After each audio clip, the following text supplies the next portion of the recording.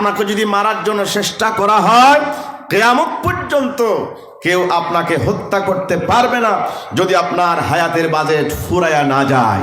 জোরে বলেন সুবহানাল্লাহ। সুতরাং প্রমাণ হয়ে গেছে হায়াতের একমাত্র মালিক আল্লাহ রাব্বুল আলামিন, মৌতের একমাত্র মালিক আল্লাহ রাব্বুল আলামিন। জোরে বলি আলহামদুলিল্লাহ। এখন আসুন, মানুষের হায়াতের বাজেট যখন ফুরিয়ে যায়, আবার সুন্নি ভাইয়েরা, কামলিওয়ালা নবী মুহাম্মদ রাসূলুল্লাহ সাল্লাল্লাহু আলাইহি সাল্লাম হাদিস শরীফে ইরশাদ করেছেন, মানুষের বাজেট যখন ফুরিয়ে যায়, হায়াতের বাজেট যখন ফুরিয়ে যায়, তখন মুমূর্ষ বান্দা, যে বান্দা কিছুক্ষণ পরে মারা যাবে, ওই বান্দার পাশে রব্বুল আলামিনের পক্ষ থেকে ৬০ জন ফেরেশতা উপস্থিত হয়ে যায়। ৬০ জন ফেরেশতা, মূর্খ ব্যক্তি যিনি এখন ইন্তেকাল করবেন, এক্ষুনি যিনি মারা যাবেন, ওই বান্দার চতুর্পাশে একেবারে শেষ পর্যায়ে, একেবারে শেষ সময়, হায়াতের বাজেট যখন শেষ হয়ে যায়, তখন তার সামনে ৬০ জন ফেরেশতা উপস্থিত হয়ে যায়। জোরে বলেন আল্লাহু আকবার। আরেকটু জোরে বলেন ইয়া রাসূলুল্লাহ। কয়জন ফেরেশতা? ৬০। ভাইরা আমার, একজন ফেরেশতা উপস্থিত হওয়া যাওয়ার পরে এই বান্দাকে সালাম দেয়, সালাম দিয়ে বলে, আখিরি সালাম, তুমি আমার সালাম গ্রহণ করো। মহান আল্লাহ পাকের পক্ষ থেকে তোমার রুজি রোজগারের জন্য, এই পৃথিবীতে তোমার খাদ্যের ব্যবস্থা করার জন্য মহান রাজ্জাক আল্লাহ রাব্বুল আলামিন আমাকে নিয়োজিত করে রেখেছিলেন। আল্লাহর কসম করে বলি, আজ পৃথিবীর পুরো প্রান্ত থেকে শুরু করে পশ্চিম প্রান্ত পর্যন্ত, উত্তর থেকে শুরু করে দক্ষিণ পর্যন্ত তাম পৃথিবী আমি ঘুরে দেখলাম, তোমার জন্য এক কিঞ্চিত পরিমাণ খাদ্য আমি পেলাম না। তোমার জন্য খাদ্যের বাজেট শেষ হয়ে গিয়েছে। ফেরেশতা বলে, বান্দারে, আমি 100% শিওর কিছুক্ষণ পর তুমি ইন্তেকাল করবে, এই পৃথিবীতে তোমার খাদ্যের বাজেট ফুরিয়ে গেছে, খাদ্যের বাজেট আর নাই। ভাইরা আমার, ফেরেশতা কি সালাম দিয়ে বিদায় গ্রহণ করবে, কিছুক্ষণ পর দ্বিতীয় আরেকজন ফেরেশতা উপস্থিত হয়ে যাবে। উপস্থিত হয়ে যাওয়ার পর দ্বিতীয় ফেরেশতা সালাম দিবে, বান্দা আমার সালাম গ্রহণ করো, আখিরি সালাম। মহান আল্লাহ রাব্বুল আলামিনের পক্ষ থেকে এই পৃথিবীতে তোমার পানীয় কতটুকুন, কত গ্যালান পানি তুমি পান করবে, কোকা কোলা, স্প্রাইট বা সাধারণ নরমাল পানি, যত পানি তুমি পান করবে, তোমার পানীয় ব্যবস্থা করার জন্য রব্বুল আলামিন আমাকে নিয়োগ দিয়েছিলেন, আমি নিয়োজিত ছিলাম। আল্লাহর কসম করে বলি, আজ দেখলাম সারা পৃথিবী ঘুরে দেখলাম, তোমার জন্য এক ঢুক পানি আমি পেলাম না। আমি নিশ্চিত হয়ে গেলাম কিছুক্ষণ পর তুমি ইন্তেকাল করবে, তোমার পানীয় বাজেট ফুরিয়ে গেছে, পৃথিবীতে তোমার জন্য কোনো আর পানির ব্যবস্থা নাই। জোরে বলুন আল্লাহু আকবার। ৩ নম্বর ফেরেশতা উপস্থিত হয়ে যাবে, বান্দা এখনই মারা যাবে, মুমূর্ষ রোগী, সেটা হোক ডেলপাড়া, সেটা হোক আদর্শপাড়া, চট্টগ্রাম হোক, কুমিল্লা হোক, সিলেট হোক, মেডিকেল হোক, অথবা নিজের বাসার মধ্যে হোক, ৩ নম্বর ফেরেশতা উপস্থিত হইয়া বান্দাকে সালাম দিবে, আসসালামু আলাইকুম, তুমি আমার সালাম গ্রহণ করো। সালাম দেওয়ার পরে এই ফেরেশতা বলবে, আল্লাহর কসম, মহান আল্লাহ রাব্বুল আলামিন আমাকে নিয়োজিত করে দিয়েছিলেন তোমার পিছনে পিছনে ঘোরার জন্য, আর তোমার শ্বাস প্রশ্বাস, এই পৃথিবীতে যত শ্বাস প্রশ্বাস তুমি ফেলবে, এই শ্বাস প্রশ্বাস চালু রাখার জন্য আমাকে আল্লাহ রাব্বুল আলামিন নিয়োজিত করে দিয়েছিলেন। আজকে দেখলাম বান্দা, তাম পৃথিবী ঘুরে দেখলাম, সারা দুনিয়া ঘুরে এলাম, তুমি 1 সেকেন্ডের জন্য শ্বাস প্রশ্বাস ফেলার জায়গা এই পৃথিবীতে আর নাই। সুতরাং আমি 100% শিওর হয়ে গেলাম, অল্প কিছুক্ষণ পর তুমি ইন্তেকাল করবে, শ্বাস প্রশ্বাসের আর কোনো ব্যবস্থা নাই। 3 নম্বর ফেরেশতা বিদায় হয়ে যাবে, 4র্থ নম্বর আরেকজন ফেরেশতা বিকশিত হবে, সামনে উপস্থিত হয়ে যাবে। সালাম দেবে, আখেরি সালাম, বান্দা তোমার কদম তুমি কদ্দূর যাবে। চট্টগ্রামের মানুষ ঢাকায় বেড়াতে যায়, টাঙ্গাইল যায়, সিলেট যায়, সিঙ্গাপুর যায়, আমেরিকা যায়, ব্রিটেন যায়, জাপান যায়, সৌদি আরবিয়া যায়, হজ করতে যায়, ওমরা করতে যায়, আজমির শরীফ যায়, বাগদাদ শরীফ যায়, শ্রীপুর শরীফ যায়।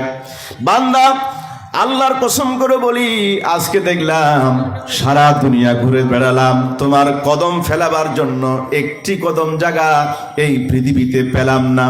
আমি 100% সিউরিটি দিয়ে বলতে পারি, অল্প কিছুক্ষণ পর এই ইহকাল ত্যাগ করে তুমি পরকালে পদার্পণ করবে।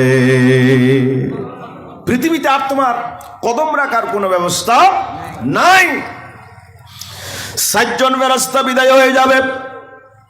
এখন ভাইরা আমার, কেরামান কাতিবিন, বান্দার প্রত্যেক বান্দার ডিসি হোক, এসপি হোক, মন্ত্রী হোক, প্রধানমন্ত্রী হোক, রাষ্ট্রপতি হোক, ফ্রান্সের রাষ্ট্রপতি ম্যাক্রো হোক বা আমেরিকার যেই হোক না কেন, ভাইরা আমার, রিক্সাওয়ালা থেকে শুরু করে রাষ্ট্রপতি পর্যন্ত প্রত্যেক বান্দার কান্দের মধ্যে রব্বুল আলামিন 2 জন ফেরেশতা নিয়োজিত করেছেন, ডানে একজন, বামে একজন, কেরামান কাতিবিন, তাদেরকে বলা হয়, জোরে বলেন সুবহানাল্লাহ।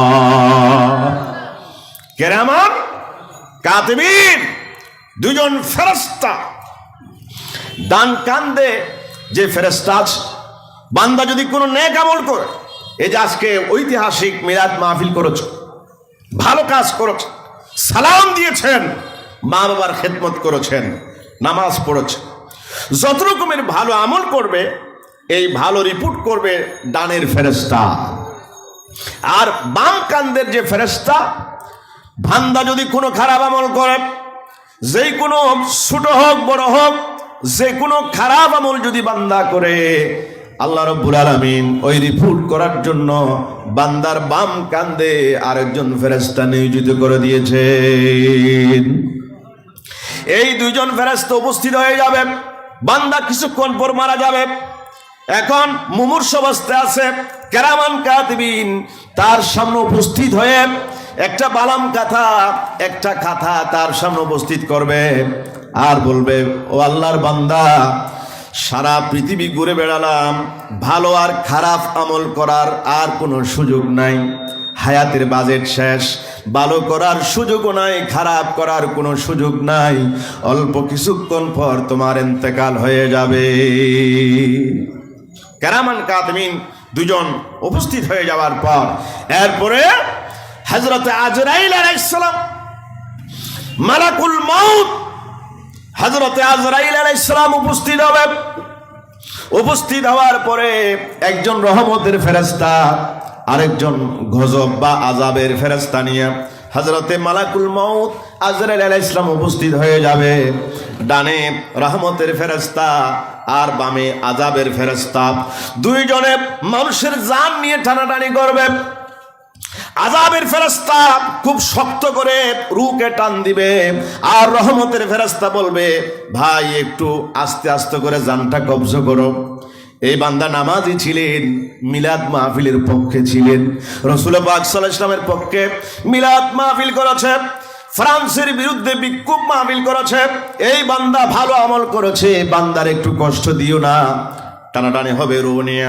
যখন এই ডানের এবং বামের 2 জন রহমত আর গজবের ফেরেশতা টানাটানি দিয়া রুটা গলা পর্যন্ত চলে আসবে, মালাকুল মউত হযরতে আজরাইল আলাইহিস সালাম নিজের হাত দিয়া রুটা নিয়ে আল্লাহ পাকের দরবারে চলে যাবে। জোরে বলেন না সুবহানাল্লাহ, আর একটু জোরে বলেন।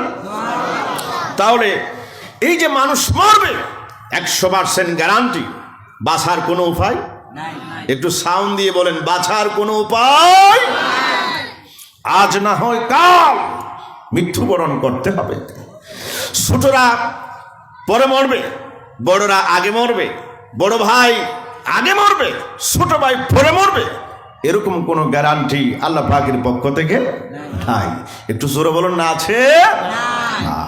কত বড় কথা।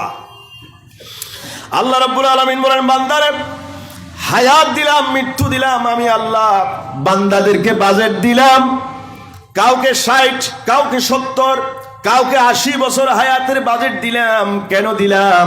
রব্বুল আলামিন কোরআনে হাকিমে বান্দাদের জন্য সে কথা বলে দিয়েছেন, বান্দারে দেখো, আল্লাযী খালাকাল মাউতা ওয়াল হায়াতা লিয়াবলুয়াকুম আইয়ুকুম আহসানু আমালা।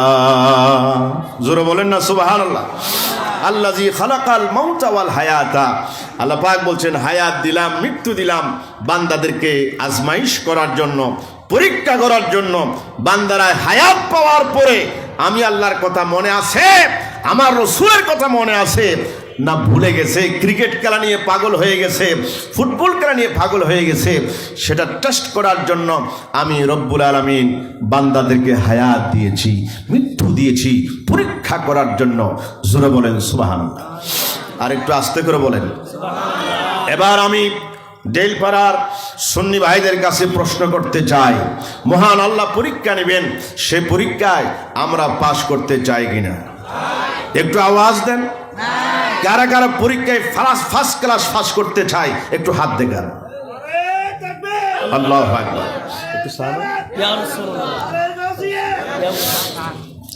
আলহামদুলিল্লাহ বলেন, একটু জোরে বলেন আলহামদুলিল্লাহ।